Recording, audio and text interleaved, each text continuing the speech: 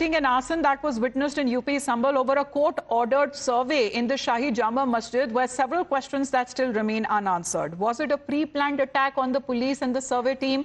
How was the mob mobilized? How did such a huge crowd gather around the mosque, and what was their intent? Now, when it comes to several of these visuals that have now been accessed, and you can see we've highlighted, these new videos that have been released on part of the police and the administration show how the violence broke out. The first video that shows the sheer number of people who gathered around the mosque at the same time. Here's why the police now believe that the violence was orchestrated, it was pre-planned. Many of the rioters in the video can be seen concealing their identity. Their faces are covered, they are masked, and their faces that cannot be seen as they are armed with stones in their hand. Remember, there were incidents of stone pelting also been reported with impunity. And as the survey team reached the Jama Masjid for a survey that has been ordered by the court, a crowd simultaneously gathers around the masjid to stop the survey team and starts to pelt stones and indulging in arson.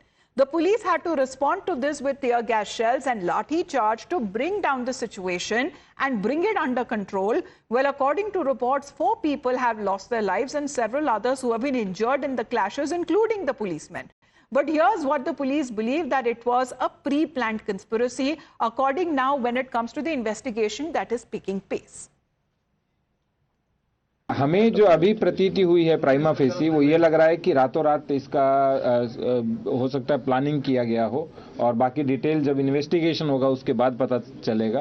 क्योंकि जब आपस में इतनी पत्थरबाजी की, इन्होंने अपने ही लोगों के ऊपर पत्थरबाजी की, गोली चलाई और हथियार का जो प्रयोग कर रहे थे, इस बात का प्रतीक था कि मे भी आपस में भी इनके अंदर कुछ न कुछ रहा हो। पुलिस प्रशासन द्वारा कहा गया कि 24 तारीख को यानी अगले दिन सुबह को दोबारा सर्वे किया जाएगा।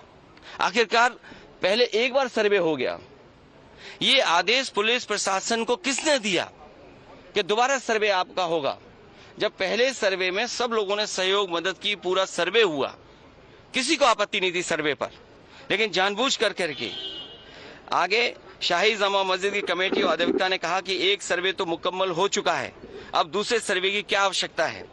कोर्ट के आदेश का हमने पालन कर दिया, अगर दूसरा सर्वे करना है तो दोबारा आदेश करवाएं, कोर्ट के आदेश के बाद हम दोबारा सर्वे करा देंगे। लेकिन जिलाधिकारी संभल और पुलिस अधीक्षक संभल ने कोई सुनवाई नहीं की और तानाशाही दिखाते हुए और सुबह के वक्त से पहले शाही जामा मस्जिद आ गए। शाही जामा मस्जिद कमेटी और मुस्लिम समाज के लोगों ने फिर भी धैर्य रखा और दोबारा सर्वे के लिए अंदर ले गए।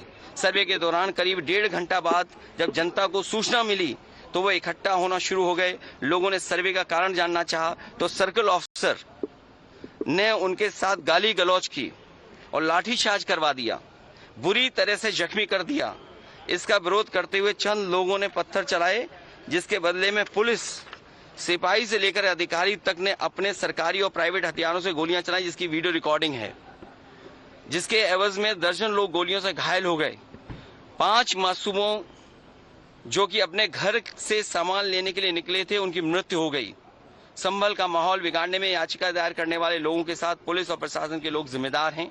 इनको निलंबित किया जाना चाहिए और हत्या का मुकदमा चलाया जाना चाहिए, जिससे कि लोगों को इंसाफ मिल सके और आने वाले समय में कोई इस प्रकार की संविधान के खिलाफ गैर कानूनी घटना को अंजाम न दे जा सके।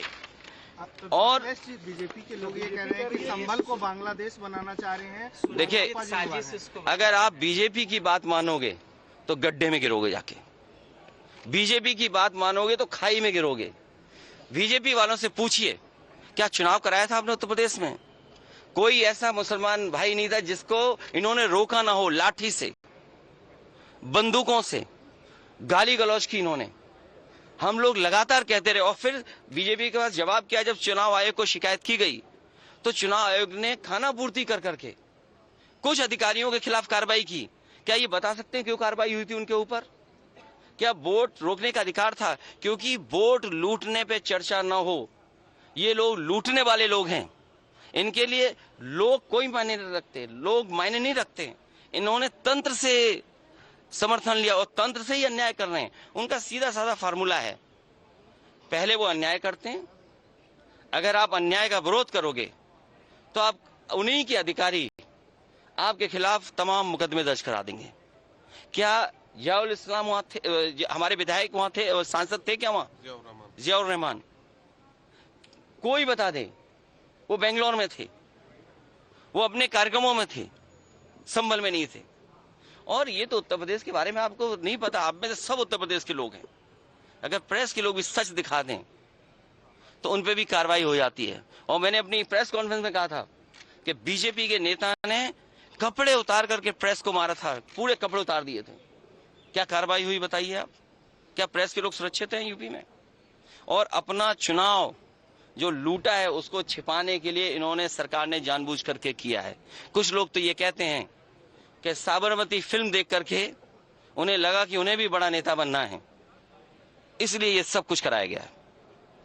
सदन में इसको उठाएंगे। मैं, हमारे सभी सांसद और तमाम विपक्ष के लोग इस सवाल को उठाना चाहते थे, लेकिन सदन में नहीं उठने का मौका दिया।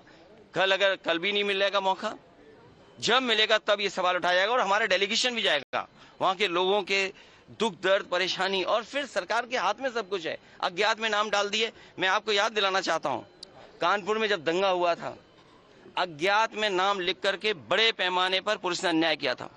पुलिस ने लूटा था पैसा और पुलिस अधिकारी को उन्हें हटाना पड़ा था। और यही आरोप था उन पर कि उन्होंने पैसा ज्यादा लूट लिया। अब बोल दिया, इसके बाद क्या बोलेंगे? लोगों ने वोट नहीं डाला, तंत्र से ही उन्होंने वोट डाल दिया और तंत्र से ही रिकॉर्ड बना करके जीत हासिल कर ली। आज आप लोग इस मामले को लेकर Right, well, that is Akhilesh Yadav there speaking on the issue as far as Sambal violence is concerned and the recently concluded bypolls also in the state of Uttar Pradesh. Here is now he questioning as Adeep and Pradeep Datta joining us right now. As Akhilesh Yadav has been posing several questions there, Pradeep. He's saying that what was the need of a second survey, who gave the order and who incited the mob when it comes to this violence that is now taking place. He's squarely blaming the BJP-run state government and the police. See, I asked this question, in fact, to the administration also. Administration had shown us the letter, which clearly indicates that when survey was conducted first time, the light was not proper. That's why they wanted to conduct survey again. That time also certain people were trying to obstruct them, say wanted to conduct survey again. And regarding this thing, that why all of a sudden there was a stone pelting and there was a tear gas shelling, the administration clearly indicate that there were some people who were instigated, who were provoked while the survey was going on. That was the time when they started pelting stone, and police was left with no other option but to resort to tear gas shelling, and they were cane charged also. But police has even gone to the extent of saying that no lethal weapon was used by police. They only fired tear gas shell, and they also used pellet guns to disperse mob. It was somebody from within the mob that they fired upon the police, because of which the PRO of the SP also got injured. He got the bullet injury on his leg, and they said that they were trying to destabilize position here in this region, and that's one of the reasons that they were left with no other option but to detain 21 people, which included 2 women. And besides this, they said that the youngsters, the teenagers were used, the minors. 25 of the minors have been picked up by the police and they have been sent to juvenile home. So police is right now investigating the conspiracy theory. But so far as Akhilesh Yadav is concerned, he's saying that the BJP is simply trying to put blame on BJP and administration, saying that BJP is simply trying to divert attention from the wrongdoings during the election. That's one of the reasons that they resorted to violence. But so far as the BJP is concerned, the BJP is saying that as Samajwadi Party and Congress, they are simply playing politics over dead bodies. You know, the both of them, because Congress and as far as not being there physically present when it comes to the Samajwadi Party MP Ziaur Rahman Barkha, who has now also Akhilesh Yadav defended his own leader as far as saying that who exactly when it comes to instigated the violence, because squarely he's putting the blame on the police there. But if we talk about the investigation that is now being carried out, according to latest reports on part of the police, they have now booked several unknown people. The police, that according to them, they say they have recovered country-made weapons, the shells that have been recovered, over 700 people, including the SP MP Ziaur Rahman Barkha and Samajwadi Party MLA Iqbal Mahmood's son, Suhail Iqbal, have also been booked. The Samajwadi Party has squarely put the blame on the state administration, but also let's listen in as to how the Samajwadi Party and the leaders have provoked and justified the violence in Sambal. Sir Sambhal में आज सर्वे करने गई थी team, वहाँ पर पत्थरबाजी हुई है पुलिस के। तो होगी पत्थरबाजी, पुलिस ऐसे कार्रवाई करेगी। लूटेगी अगर तो आगे चल के लोग क्या करेंगे, निराश हो। सर संभल में आज सर्वे करने गई थी टीम, वहाँ पर पत्थरबाजी हुई है पुलिस के। तो होगी पत्थरबाजी, पुलिस ऐसे कार्रवाई करेगी। लूटेगी अगर तो आगे चल के लोग क्या करेंगे, निराश हो। ये एक प्री प्लान घटना है और अफसोस की बात यह है कि इसमें ख़ास तौर से मुस्लिम समाज के लोगों को जो टारगेट कर करके काम किया जा रहा है इस प्रदेश और देश के अंदर, इससे ज़्यादा बुरा हाल शायद आज़ादी के बाद में कभी नहीं हुआ होगा। और जिस प्रकार प्लेसेस ऑफ वर्शिप एक्ट का उल्लंघन किया जा रहा है, जब पार्लियामेंट ने एक कानून बना दिया 1991 में कि 1947 15 अगस्त में जो धार्मिक स्थल मस्जिद नहीं, जो भी धार्मिक स्थल अस्तित्व में है उनके साथ किसी प्रकार की कोई छेड़खानी नहीं होगी, वो अपने उसके अंदर ही रहेगा। लेकिन उसके बावजूद कि जगह जगह याचिकाएं दारी जा रही हैं और सेम डे पर उसमें आदेश हो रहे हैं। सर्वे और डीएम और एसपी ने उसी दिन जाकर के सर्वे कराया, लेकिन जुमे के दिन जब नमाज का वक्त था तो बहुत पुलिस फोर्स तैनात की, लोगों को नमाज पढ़ने से रोका गया वहाँ पर।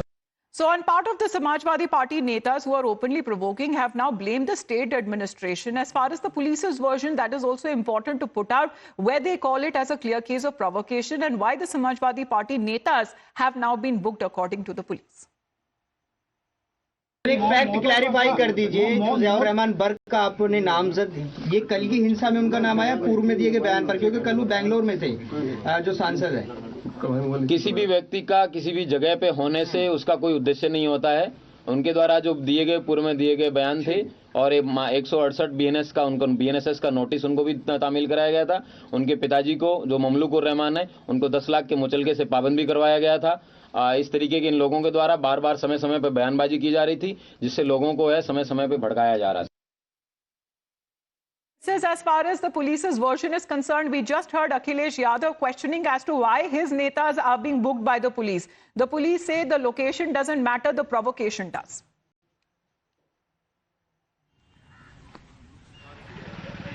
Yes, you are absolutely right. In fact, Akhilesh Yadav said that Ziaur Rahman Bark was not present when all this happened in Sambal area. But the police is saying it hardly matters whether you are present or not present, because location doesn't matter, because he had been instigating and provoking. And they have already shown the statement also, the kind of a statement which Ziaur Rahman Bark has given. This was instigatory enough to provoke people, and that led the youngsters to come towards the site, and they started finally pelting stones, and police was left with no other option but to resort to tear gas shelling, and they had also to fire few pellet rounds to see that the mob can be dispersed.